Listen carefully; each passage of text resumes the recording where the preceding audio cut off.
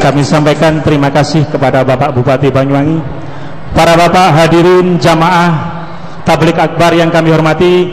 Selanjutnya marilah kita dengarkan bersama tausiah dan sekaligus ceramah agama yang akan disampaikan oleh Al-Mukarram Bapak Kiai Haji Zainuddin MZ. Kepada beliau disilahkan.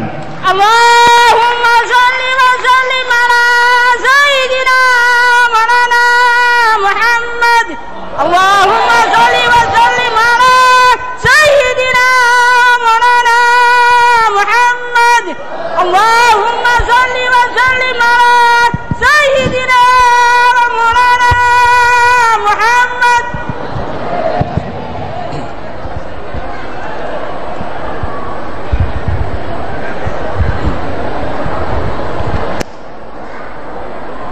Assalamualaikum warahmatullahi wabarakatuh.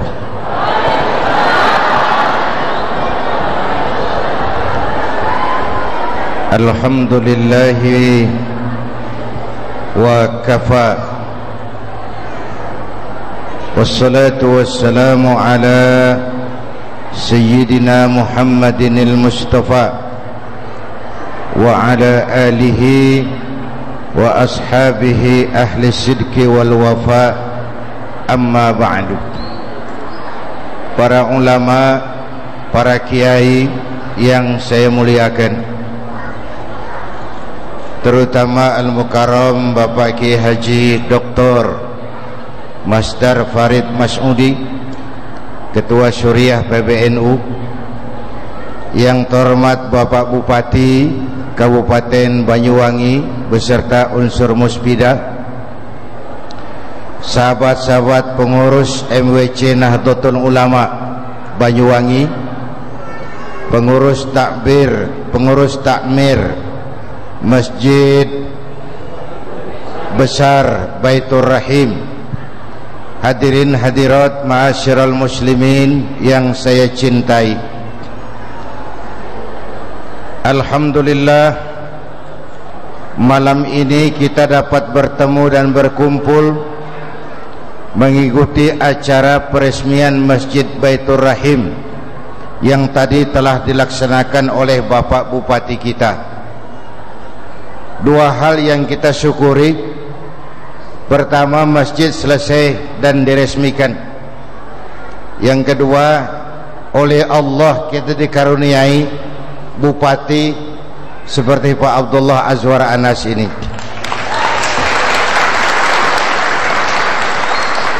Saya mau cerita masjid dulu, nanti baru cerita bupati.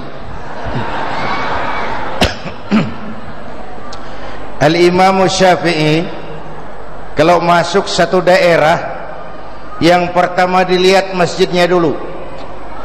Kalau masjid lebih bagus dari rumah di sekitarnya, itu indikasi masyarakatnya imannya baik, lebih mementingkan rumah Allah daripada rumahnya sendiri. Tetapi kita merasakan membangun masjid tidak mudah, tapi memelihara dan memakmurkannya lebih sulit. Apalagi kita bangsa Indonesia ini punya 3 penyakit kronis. Pertama kudis, yang kedua kutil, yang ketiga kurap.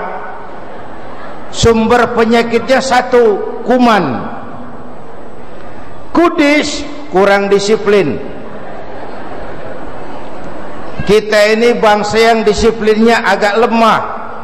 Padahal Indonesia ini merdeka dengan keringat, air mata, darah dan nyawa. Bangsa yang merdeka seperti itu mestinya punya disiplin tangguh. Dimulai dari kehidupan masjid. Bagaimana semua konsep agama kita muaranya disiplin. Syahadat, disiplin keyakinan. Sholat, disiplin waktu. Puasa Ramadan, disiplin makan dan minum. Barang halal pun kalau belum waktunya jangan. Itu kan disiplin. Itu puasa. Tahu halal, tapi puasa habis maghrib. tempe halal habis maghrib, air kelapa halal habis maghrib, istri sendiri halal habis tarawih. Bayangkan, yang halal pun kalau belum waktunya jangan. Ini disiplin kita kan sekarang. Korupsi agak sulit diberantas karena petinggi-petinggi kita itu disiplinnya takut atasan tapi tidak takut Tuhan.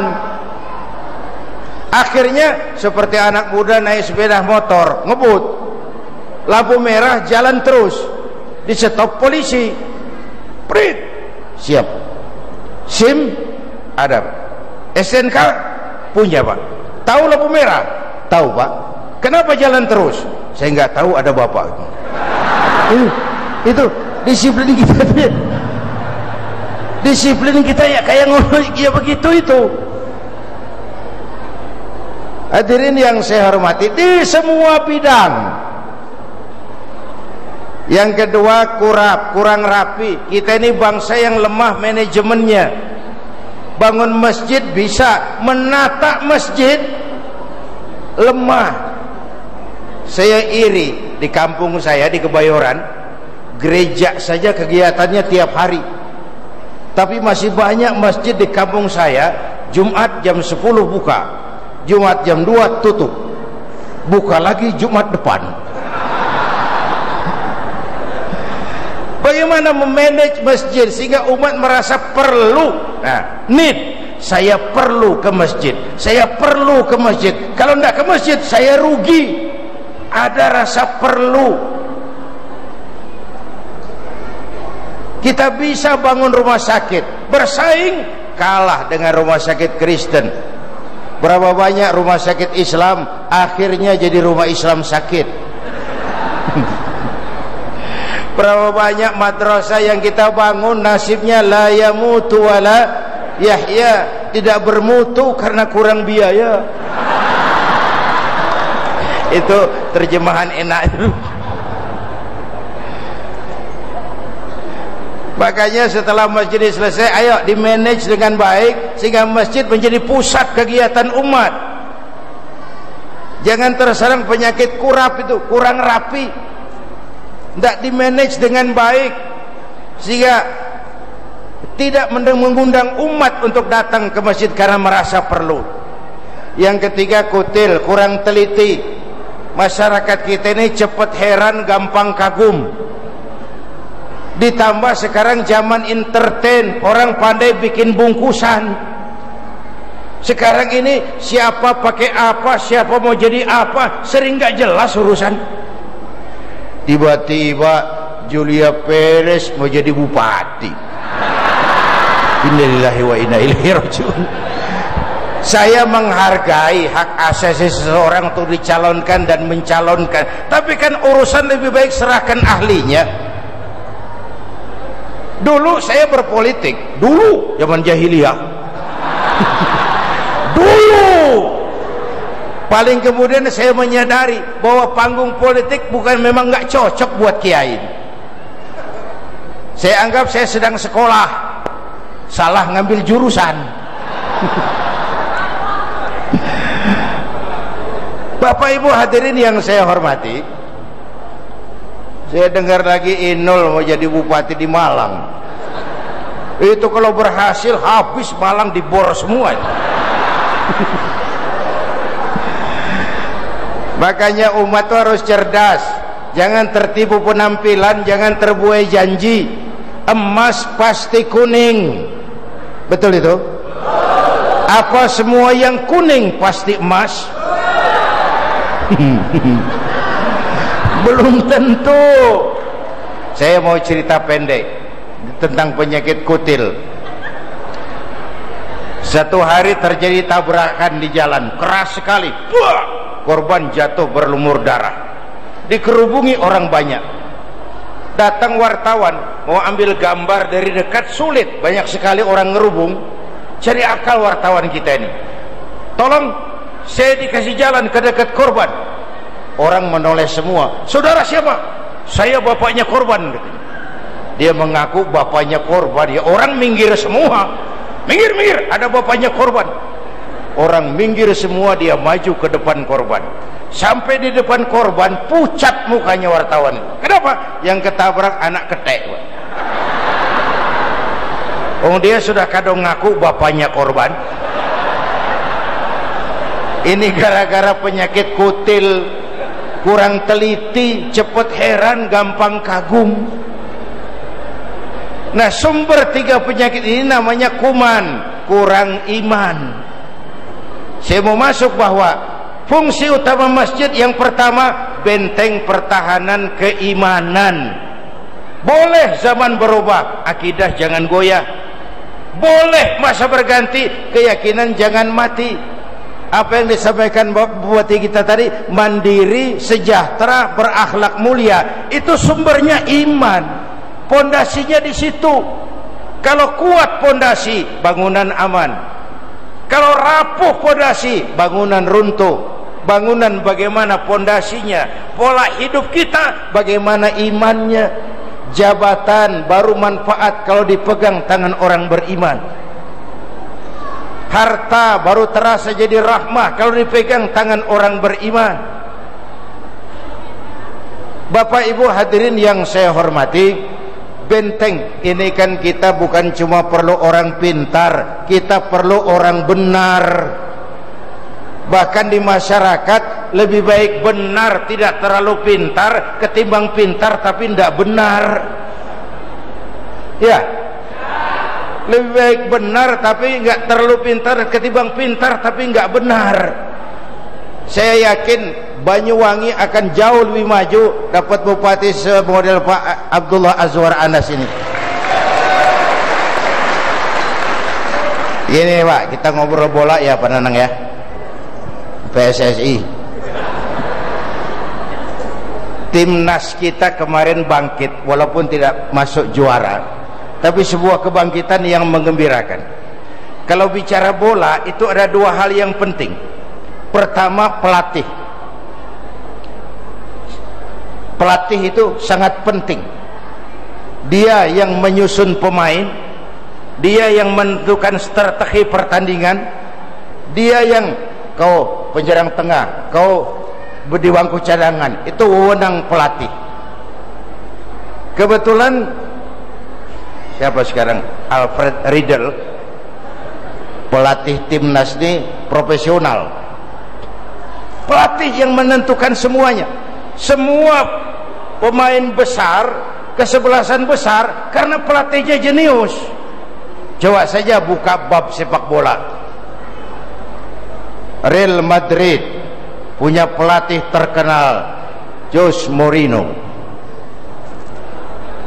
Barcelona punya pelatih yang bekas pemainnya sendiri, Guardiola. Manchester United punya pelatih besar namanya Sir Alex Ferguson. Siapa lagi Pak?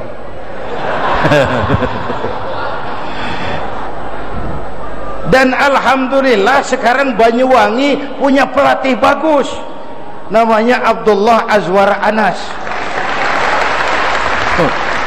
Oh, ini arsitek sepak bola tuh pelatihnya Pak. Kalau pelatihnya nggak bagus, pemain yang bagus pun jadi konyol mainnya. Iya, iya.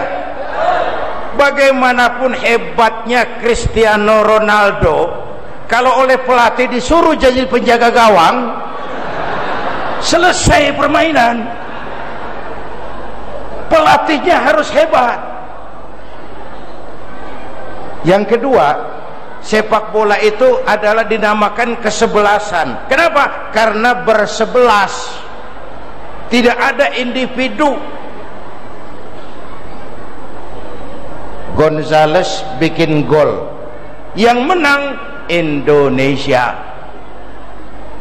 Lionel Messi bikin gol, yang menang Barcelona. Wayne Rooney bikin gol, yang menang Manchester United.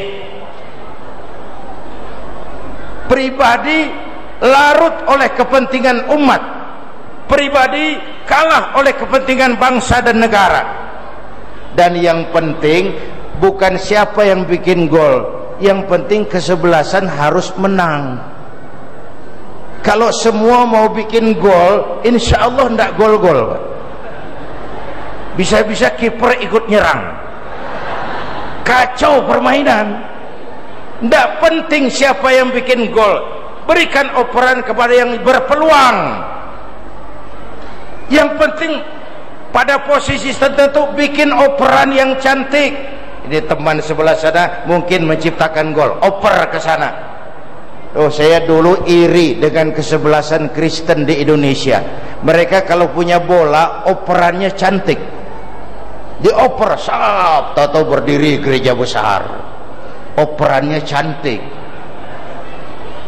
Waktu menteri keuangannya mereka bikin operan sap, tahu berdiri gereja besar. Nah, sekarang pelatih kita operannya cantik. Alhamdulillah. Guru-guru ngaji diopeni, pondok pesantren dibantu, masjid selesai. Ini kan operan. Bapak Ibu hadirin yang saya hormati, saya teringat dulu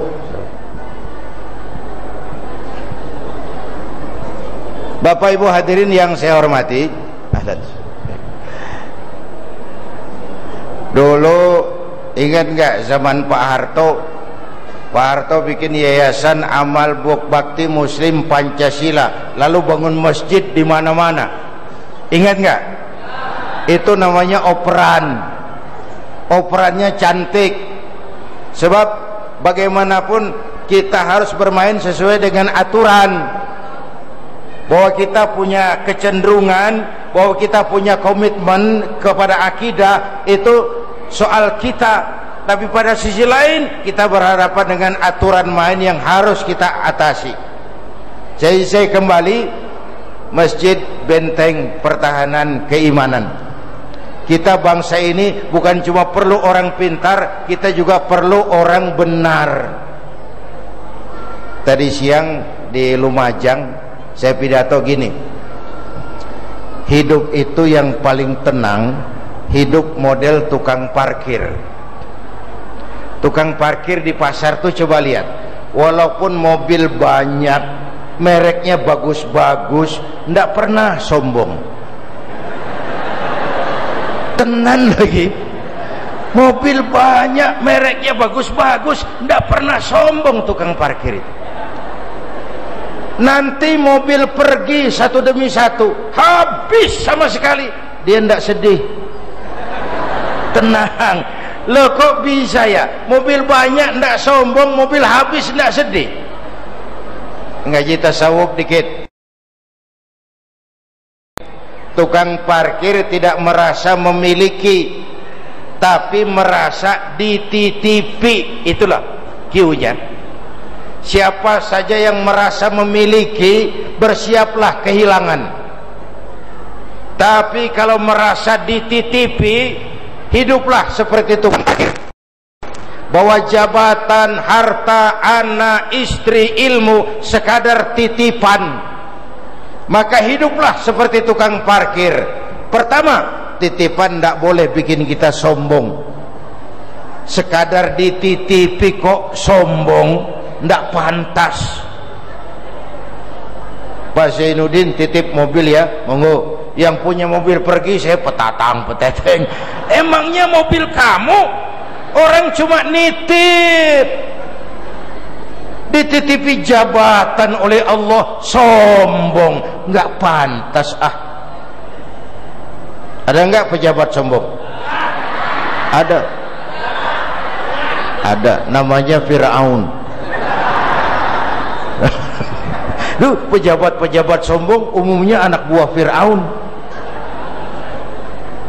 Diberikan harta oleh Allah jadi orang kaya, sombong, ndak pantas dititipi kok sombong. Kita pikir kita ini kaya, memangnya kita punya apa sih? Kita pikir kita pintar, memangnya kita tahu apa sih?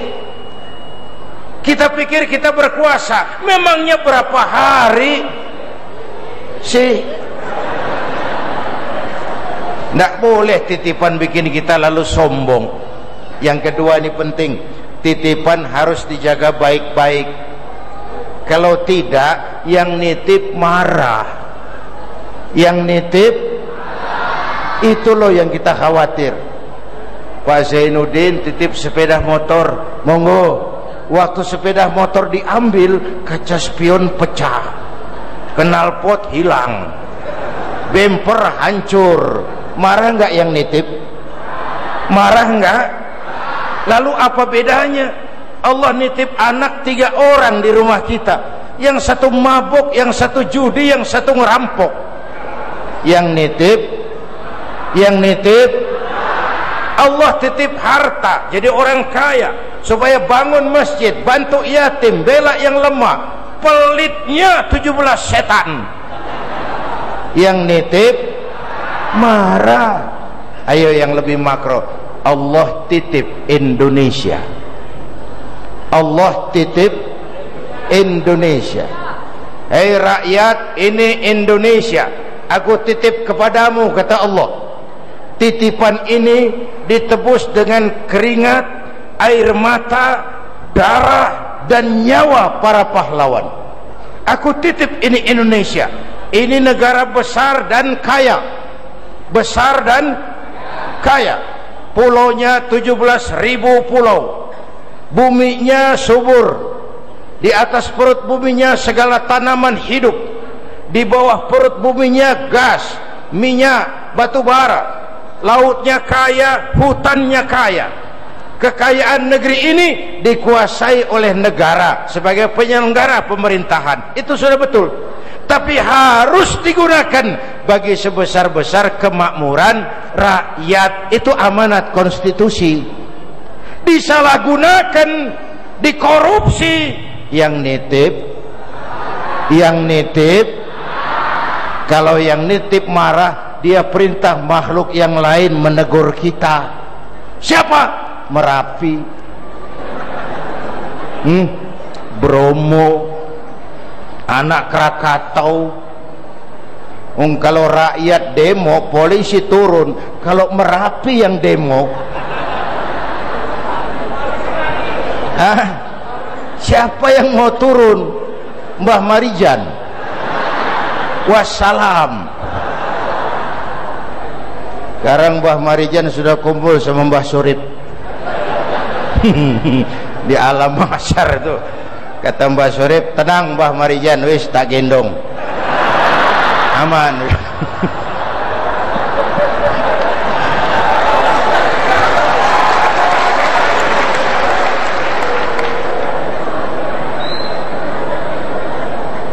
Ayo jaga titipan baik-baik. Termasuk yang dicontohkan Pak Bupati kita itu, menjaga titipan, menyampaikannya sesuai dengan amanat konstitusi bagi sebesar-besar kemakmuran rakyat. Itu satu. Yang kedua, masjid tempat cari persamaan, bukan tempat memperbesar perbedaan. Mulai dari akhlak masjid. Pertama, siapapun masuk masjid copot sandal, buka sepatu. Benar itu? Ini kan prinsip al-musawat bainan nas fi takalifil ahkam.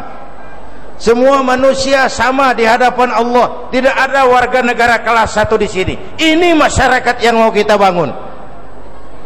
Lurah masuk masjid buka sepatu, rah. Jamaat masuk masjid buka sepatu, mat.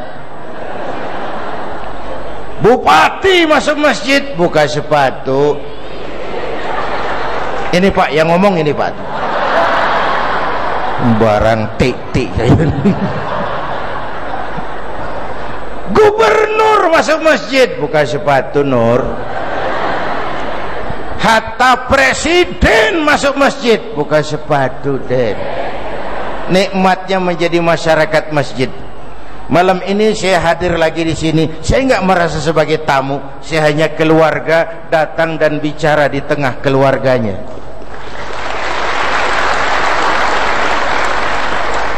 Inilah masyarakat masjid. Prinsip al-musawat bainan nas fi takalifil ahkam itu kan prinsip syariat. Jangan hukum seperti pisau, tajam ke bawah, tumpul ke atas.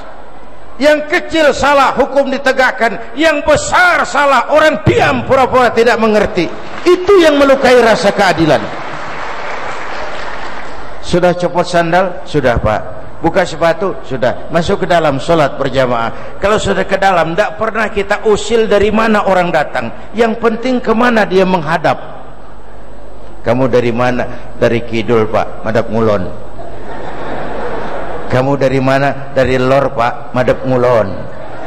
Kamu dari mana? Dari kulon Pak, madhab ngulon juga. Ini kan konsep bineka tunggal ika. Bapak Ibu hadirin yang saya hormati, membangun semangat kebersamaan. Saya ingat almarhum Panglima Besar Sudirman pernah bilang begini, kamu bisa menang kalau kamu kuat. Kamu bisa kuat kalau kamu mau bersatu. Kamu bisa bersatu kalau hidupkan kamu semangat silaturahmi. Mau menang harus kuat, mau kuat harus bersatu, mau bersatu hidupkan semangat silaturahmi. Masjid tempat mencari persamaan, bukan tempat memperbesar perbedaan. Jangan masjid dijadikan ajang pertikaian, karena ini aset kita semua. Keberadaannya, kemakmurannya jadi tanggung jawab kita bersama. Apalagi tahun 2010 kemarin kan tahun bencana, silih berganti kita dilanda bencana. Gak usah cari kambing hitam, introspeksi diri saja. Saya dulu bilang, kalau orang baik-baik dapat musibah, itu namanya ujian. Kalau orang setengah baik dapat musibah, setengah baik itu paro-paro. Ini golongan yang bikin malaikat bingung. Sholatnya rajin, maksiatnya tekun. Sodakohnya mau, korupsinya lebih gede dari sodakohnya. Bingung malaikat gimana nyatetnya ini. Orang seperti ini kalau dapat musibah namanya teguran. Bukan ujian, teguran. Tapi kalau orang jahat dapat musibah, itu namanya persekot. DP, uang muka, tanda jadi. Mudah-mudahan musibah yang menimpa kita itu teguran. Syukur-syukur kalau ujian. Asal kita sabar dan lulus. Sabar dan lulus. Bapak Ibu hadirin yang saya hormati, Al-Quran memberikan jaminan pendekatan masjid. Wa ma kana Allahu mu'adzibahum wa hum yastaghfirun. Allah tidak akan turunkan bencana selagi di tengah mereka masih banyak yang istighfar.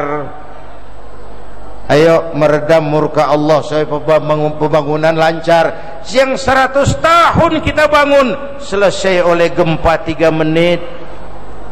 Ya.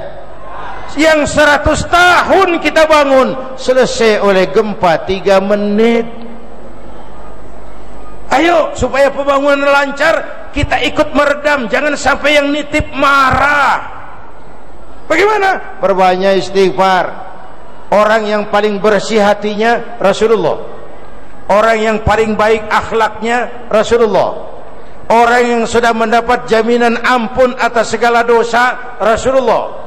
Tapi Rasulullah istighfarnya sehari 100. Rasulullah walaupun dosanya sudah diampuni, kalau sholat malam kakinya bengkak karena rajin sujud.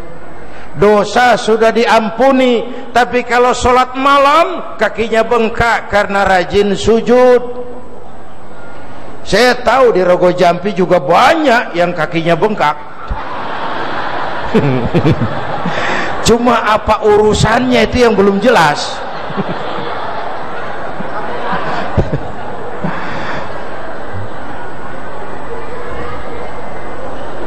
Malahan ada hadis qudsi, inni la ahammu bi'azabi ibadi.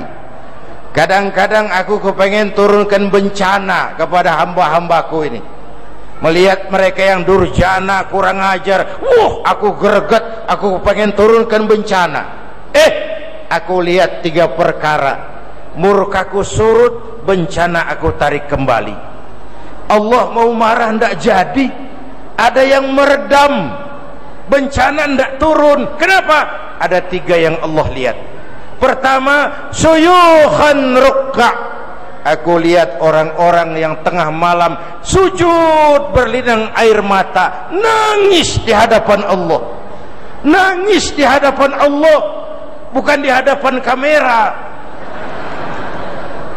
Ini yang meredam murka Allah. Nih, ibu-ibu kan suaminya sering bangun tengah malam kan?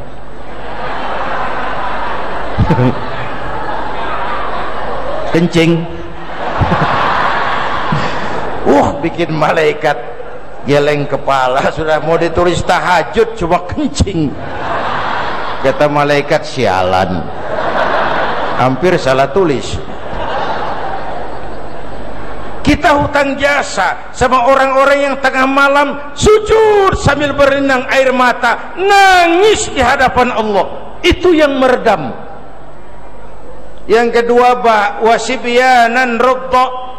Bayi-bayi tanpa dosa masih menyusu, suci, bersih, belum ternoda. Allah tidak marah melihat yang suci, bersih. Yang ketiga, bahaiman rutta, binatang ternak melata mencari makan, lingkungan hidup terjaga keseimbangannya. Kambing mudah cari rumput, lingkungan yang asri.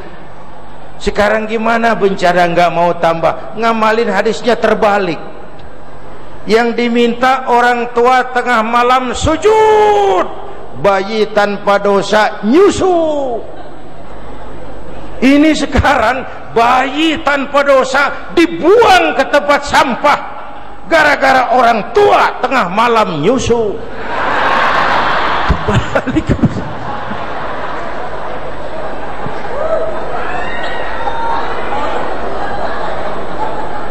dipikirin Bu, jangan dibayangin.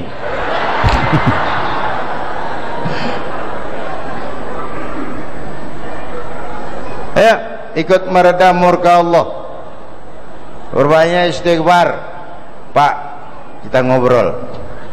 Nabi Adam dosanya 1, makan buah khuldi.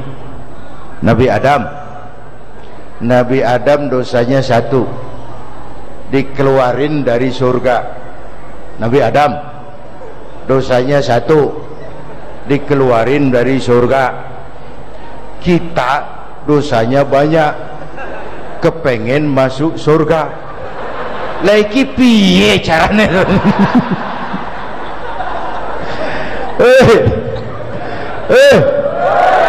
Nabi Adam dosanya 1, dikeluarin dari surga. Kita ini dosanya banyak, kepengen masuk. Apa enggak aneh itu? Untung saja Allah Tuhan kita bukan Tuhan pendendam. Allah Tuhan kita Tuhan yang ramah dan rahmah. Manusia dosamu banyak, tapi lihat ampunanku lebih banyak. Manusia dosamu besar, tapi lihat rahmatku jauh lebih besar. Kau nangis di hadapanku, aku senyum melihatmu. Kau berjalan menujuku, aku lari menyambutmu. Ayo manusia, banyak istighfar, meredam murka Allah, supaya sekali lagi yang 100 tahun kita bangun selesai oleh gempa 3 menit. Dan gunung, air, angin itu makhluk tunduk kepada Khalik. Maka baik-baiklah sama yang bikin angin, supaya bertiupnya sesuai keperluan. Baik-baik sama yang bikin air, supaya datangnya jangan berlebihan. Baik-baik sama yang bikin gunung, supaya meletusnya pelan-pelan. Ini kembali kepada konsep iyyaka na'budu wa iyyaka nasta'in. Waunya ma'iyah itu. Hanya kepadamu kami menyembah, hanya kepadamu kami mohon pertolongan. Kapan pertolongan datang? Kalau nyembahnya beres. Jelas? Jelas? Ayo ngobrol. Bapak Ibu yang hadir di sini, ini hamba Allah apa bukan? Hamba Allah, setuju. Kata siapa? kata kita. Kalau kata kita itu namanya ngaku. Ngaku itu boleh dan murah. Yang mahal kan diakui. Ya. Satu-satunya yang baru diakui hamba Allah baru satu dalam Quran tuh, Rasulullah. Kapan? Waktu mau Isra Mi'raj. Subhanalladzi asra bi'abdi. Maha suci Allah yang telah menjalankan hambanya. Lihat itu, Muhammad betul-betul hambaku, aku jalankan dia. Allah yang bilang, Muhammad hambaku, aku jalankan. Dipanggil hamba setelah digojol, digembleng, ditempa, diuji, difitnah, dibantai sahabatnya, baru hambaku. Apa kalau kita bilang saya hambamu ya Allah, apa lalu Allah bilang iya ya?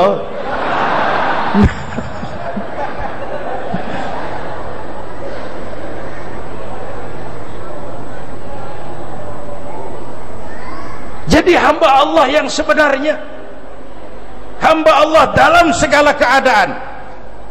Ini tempat kita menghamba kepada Allah Azza wa Jalla. Bapak Ibu hadirin yang saya hormati, karena itu sekali lagi kembali, masjid tempat cari persamaan, bukan tempat memperbesar perbedaan. Di bawah bimbingan Pak Bupati, ayo kita luruskan shaf, rapatkan barisan, tautkan hati untuk membangun Banyuwangi yang lebih baik dari hari-hari kemarin. Waktunya